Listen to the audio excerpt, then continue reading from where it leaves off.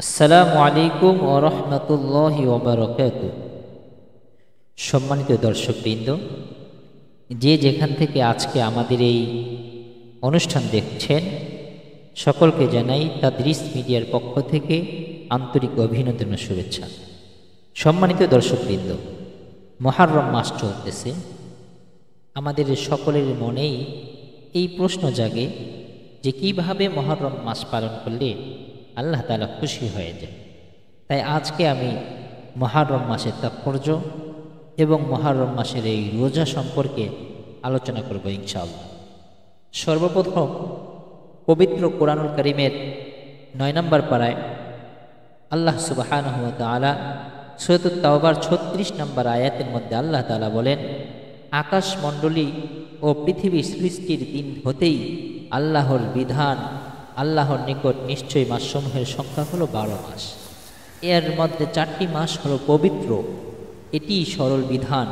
অতএব তোমরা এই মাসগুলোতে নিজেদের প্রতি জুলুম করো না।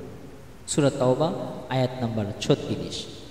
সম্মানিত ৪ মাসের পরিচয় হাদিস শরীফের মধ্যে এসেছে।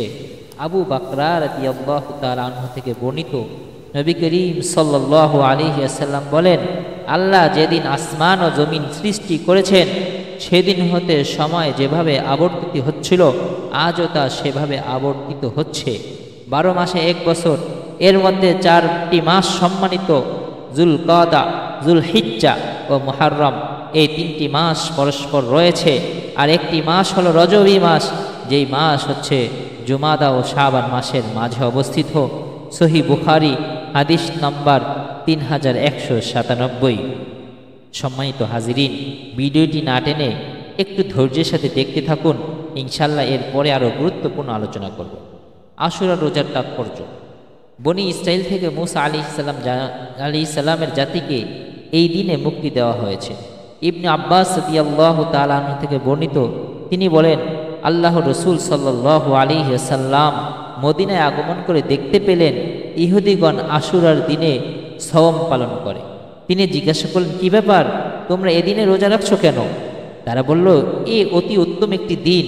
এদিনে আল্লাহ তাআলা বনি ইসরাইলকে তাদের শত্রুর কবল থেকে নাজাত দান করেন। ফলে এদিনে মুসা আলাইহিস সালাম রোজা পালন করেছেন। আল্লাহ রাসূল সাল্লাল্লাহু আলাইহি ওয়াসাল্লাম বললেন, আমি তোমাদের অপেক্ষা মুসা আলাইহিস সালামের অধিক নিকটবর্তী। এরপর তিনি এদিনে রোজা পালন করেন এবং সাহাবাদেরকে রোজা পালনের নির্দেশ দেন। সহিহ বুখারী হাদিস নাম্বার ২০০৪ নম্বর হাদিস। এছাড়া আশুরার রোজার গুরুত্ব এত বেশি, নবী করিম সাল্লাল্লাহু আলাইহি ওয়াসাল্লাম সম্পর্কে হযরতে হাফসা রাদিয়াল্লাহু তাআলা আনহু বলেন, ৪টি আমল নবীজি সাল্লাল্লাহু আলাইহি ওয়াসাল্লাম কখনো ছাড়েননি। ৪টি আমল নবীজি কখনো ছাড়েননি। আশুরার দিনের রোজা, জিলহজ মাসের ৯ দিনের রোজা, প্রত্যেক মাসের ৩ দিনের রোজা এবং ফজরের ২ রাকাত এই সুন্নত, এই ৪টি আমল নবী সাল্লাল্লাহু আলাইহি ওয়াসাল্লাম কোনো দিন ছাড়েন। এই হচ্ছে আশুরার রোজার তাৎপর্য। আসুন আশুরার রোজা, মুহররম মাসের রোজার ফজিলত আমরা জেনে নিই। হযরতে আবু হুরায়রা রাদিয়াল্লাহু তাআলা আনহু থেকে বর্ণিত, তিনি বলেন, রাসূলুল্লাহ সাল্লাল্লাহু আলাইহি ওয়াসাল্লাম বলেছেন, রমজানের রোজার পর সর্বোত্তম রোজা হচ্ছে আল্লাহর মাস এই মুহররমের মাস।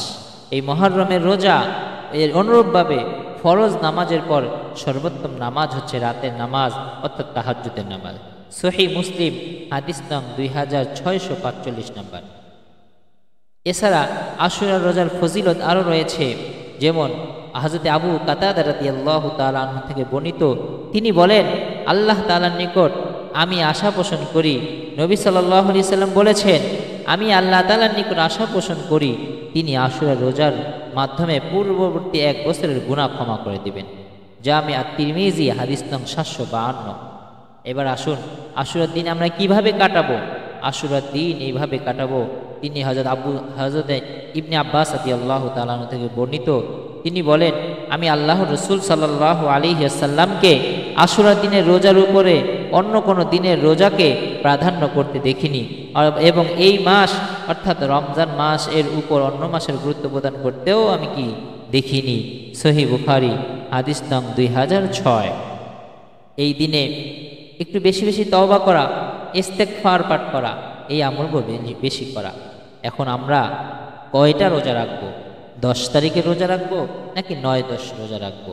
ইবনে আব্বাস রাদিয়াল্লাহু তাআলা আনহু থেকে বর্ণিত, তিনি বলেন, মুহররমের 10 তারিখে রাসূল সাল্লাল্লাহু আলাইহি সাল্লাম আশুরা রোজা পালন করতে আদেশ করেছেন। হাদিস জামিয়া তিরমিজি, হাদিস নং 755। আব্দুল্লাহ ইবনে আব্বাস রাদিয়াল্লাহু তাআলা থেকে বর্ণিত, তিনি বলেন, নবীজি সাল্লাল্লাহু আলাইহি ওয়াসাল্লাম যখন আশুরা দিন রোজা পালন করেন, লোকদেরকে রোজা পালনের নির্দেশ দেন, তখন সাহাবী বলেন, ইয়া রাসূলুল্লাহ, ইহুদি ও নাসারাও এই দিনের প্রতি সম্মান প্রদর্শন করে থাকে। এই কথা শুনে রাসূল সাল্লাল্লাহু আলাইহি ওয়াসাল্লাম বলেন, ইনশাআল্লাহ আগামী বছর আমরা 9 তারিখেও একটি রোজা পালন করব। বর্ণনাকারী বলেন, এখনও আগামী বছর আসেনি, এমত অবস্থায় নবীজি সাল্লাল্লাহু আলাইহি ওয়াসাল্লাম দুনিয়া থেকে চলে যান। সহিহ মুসলিম, হাদিস নং 2556 নম্বর হাদিস। আব্দুল্লাহ ইবনে আব্বাস রাদিয়াল্লাহু তাআলা আনহু থেকে বর্ণিত, নবী সাল্লাল্লাহু আলাইহি ওয়াসাল্লাম বলেছেন, আমি যদি আগামী বছর বেঁচে থাকি তবে মুহররমের 9 তারিখেও রোজা রাখব। আবু বকর রাদিয়াল্লাহু তাআলা আনহু বলেন, 9 তারিখই হচ্ছে কি আশুরার দিন, অর্থাৎ 9 অথবা 10 তারিখে রোজা রাখা উত্তম, যা হাদিস দ্বারা প্রমাণিত। ইবনে আব্বাস রাদিয়াল্লাহু তাআলা আনহু বলেন, নবী সাল্লাল্লাহু আলাইহি ওয়াসাল্লাম বলেছেন, তোমরা আশুরার দিনে রোজা রাখো এবং ইহুদিদের বিরোধিতা করো। 9 তারিখে অথবা 11 তারিখে রোজা রেখে ইহুদিদের বিরোধিতা করো। আল্লাহ তাআলা আমাদের সবাইকে এই আশুরার দিনে রোজা রাখার তৌফিক দান করেন, আমিন। এবার আসুন, আশুরার দিনে কয়টি কাজ বর্জনীয়? আশুরার দিনে 7টি কাজ বর্জনীয়। 1 নম্বর, তাজিয়া মিছিল বের করা, কবরের মতো কিছু একটা বানিয়ে তার সামনে নজরানা পেশ করা, মিষ্টান্ন খাওয়া, মুসলিম শুধু হালাল খাবার খাবে, মুরসিয়া পাঠ করা, মাতম করা, এগুলো কি নিষিদ্ধ হাদিসের মধ্যে। বিলাপ করা, যে সেই বিলাপ করা হচ্ছে কি, এগুলো শয়তানের কাজ। আল্লাহ আমাদের সবাইকে এই বর্জনীয় কাজগুলো থেকে বেঁচে থাকার তৌফিক দান করেন।